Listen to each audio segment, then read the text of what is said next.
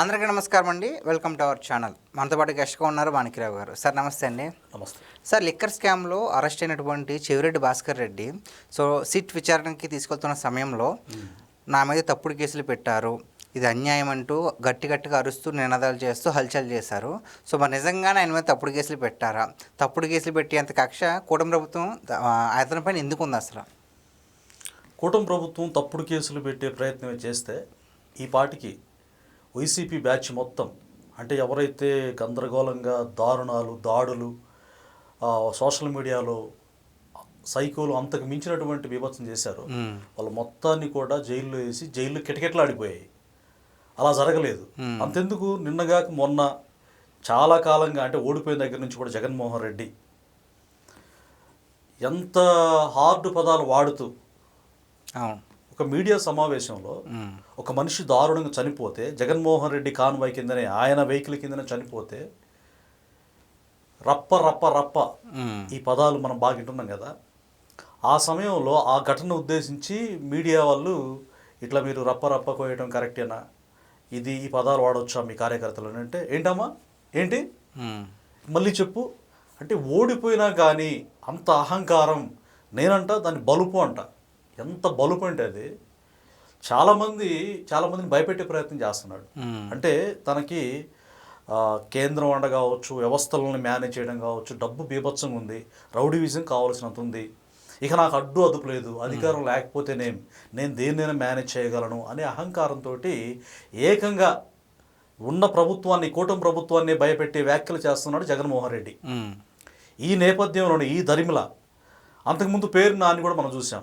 అంతకుముందు వాళ్ళ భార్యను అరెస్ట్ చేస్తారన్న వార్తలు వచ్చినప్పుడు చంద్రబాబు నాయుడు గారిని ప్రైజ్ చేశారు. అంటే ఆయన మంచోడు, మహిళల జోలు వద్దన్నాడు, ఇట్లా మాట్లాడి మౌనంగా ఉన్న తర్వాత ఇది మంచి ప్రభుత్వం కదా, ఈ మంచి ప్రభుత్వాన్ని అలుసుగా తీసుకొని వాళ్ళు ఇంకా రెచ్చిపోయి పేరు నాని అవాకులు చవాకులు ఇష్టానుసారంగా మాట్లాడుతున్నారు. అంటే ఈ నేతలు మొత్తం కూడా ఈ విధంగా పేటరైపోవడానికి కారణం ఏంటయ్యా అంటే, ఇక మమ్మల్ని ఏం చేయరు, మమ్మల్ని జైలు వేసే పరిస్థితి లేదు అంటే, ఇంత పెద్ద అడ్డంగా దొరికినటువంటి ఈ మద్యం కుంభకోణంలో, దేశంలోనే సంచలనమైనటువంటి ఈ కుంభకోణంలో దొరికి కూడా సిగ్గుతో తలదించుకోకుండా చట్టానికి దొరికిపోయా, సిట్టు మొత్తం కూడా నిగ్గు తేల్చింది.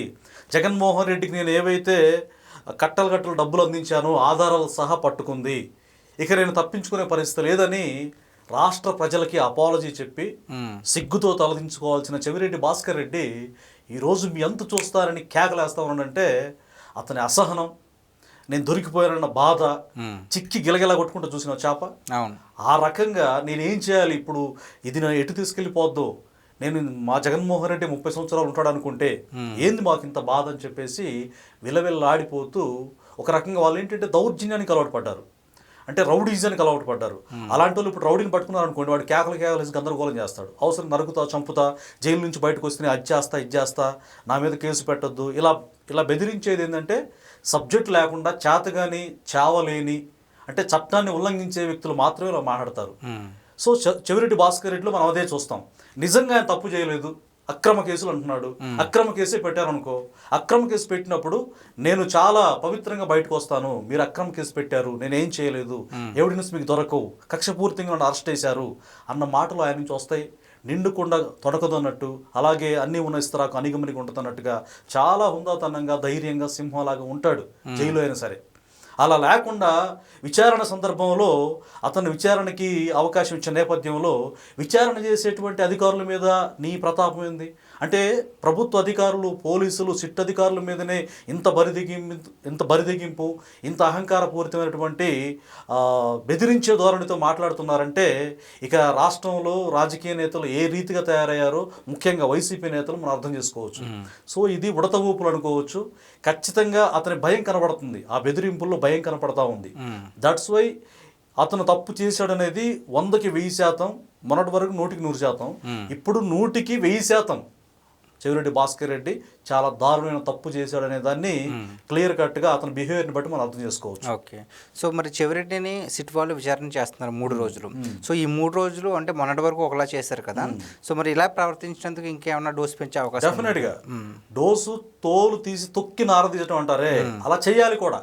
చేయకుండా అమాయకంగా మంచిగా సైలెంట్గా ఉంటే వాళ్ళు ఇంతే రెచ్చిపోతూ ఉంటారు.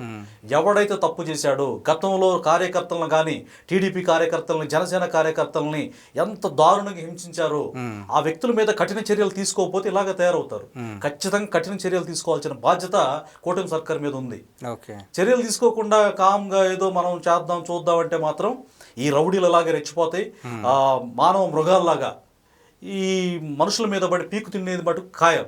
సో చెవిరెడ్డి భాస్కర్ రెడ్డే కాదు, ఇలా వదిలేస్తే చాలామంది ఇంకా అంటే కొంత ఫస్ట్లో కూటమి సర్కార్ వచ్చిన తర్వాత భయపడి అండర్ గ్రౌండ్కి వెళ్ళిపోయారు. ఇప్పుడు మళ్ళా అలుగులో నుంచి అలకలు వచ్చినట్టుగా బయటకు వచ్చేసి వీళ్ళు ఏం చేయట్లేదు, వీళ్ళు మమ్మల్ని ఏం చేయలేరు, వీళ్ళు అభివృద్ధి చేస్తున్నారు, వీళ్ళు అమరావతిని అభివృద్ధి చేస్తున్నారు, అలాగే రాష్ట్రాన్ని అభివృద్ధి చేస్తున్నారు, మా జోలు రావట్లేదు అంటే చంద్రబాబు నాయుడు గారు కూడా కక్ష సాధించాలనే ఉద్దేశం ఆయనకు లేదు. అయితే ఇలా రెచ్చిపోతున్నప్పుడు లా అండ్ ఆర్డర్ కూడా ప్రాబ్లం లేదు కాబట్టి ఏకంగా పోలీసులు గతంలో తరలబగలగొట్టారు, పోలీసుల మీద దాడులు చేశారు. పోలీసులు కూడా ఇప్పుడు నయాను భయాను వాళ్ళని గ్రిప్పులో పెట్టుకున్నారు చాలామందిని. సో ఇప్పుడు కూటమి సర్కారులో కూడా సాక్షాత్తు సీఎం గారి ఆదేశాలు కూడా తుంగలో దొక్కే పరిస్థితి అధికారులు కావచ్చు, పోలీసులు కావచ్చు, కొద్దిమంది చాలామంది చేస్తూ ఉన్నారు. వీళ్ళ మొత్తం మీద ఆల్రెడీ చంద్రబాబు నాయుడు గారు ఫోకస్ చేశారు. డెఫినెట్గా వాళ్ళు ఎవరెవరు ఉన్నారో ఏరుతాడు.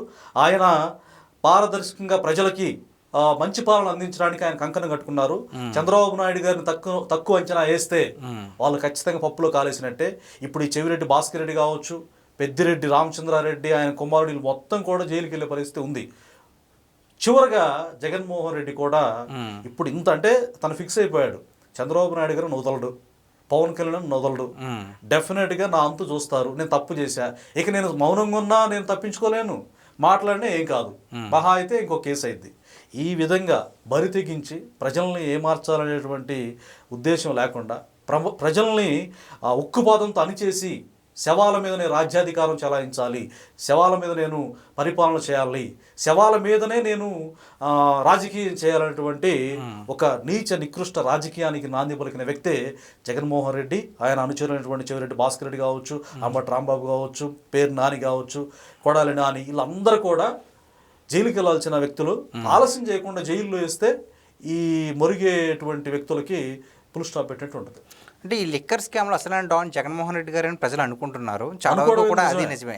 ఈ లిక్కర్ స్కామ్కి సంబంధించి చాలా మంది అరెస్ట్ అయ్యారు కదా. సో సిట్ విచారణలో ఇప్పటికి వచ్చి ఒక్కరు కూడా జగన్మోహన్ రెడ్డి గారి పేరు ఎందుకు చెప్పలేదు అంటారు? అసలు ఎందుకు చెప్పలేదు అసలు?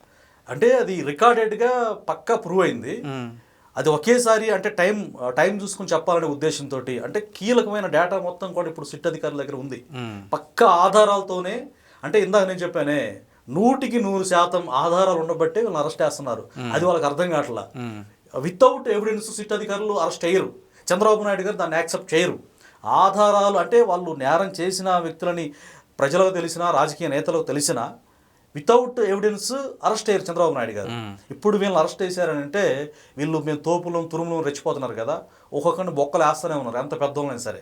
ఇప్పుడు ఒక రకంగా జగన్మోహన్ రెడ్డి గుండెకాయ లాంటి గోవిందప్ప ఉన్నాడు కదా, బాలాజీ గోవిందప్ప, అతను అరెస్ట్ అయ్యేటువంటి మామూలు విషయం కాదు.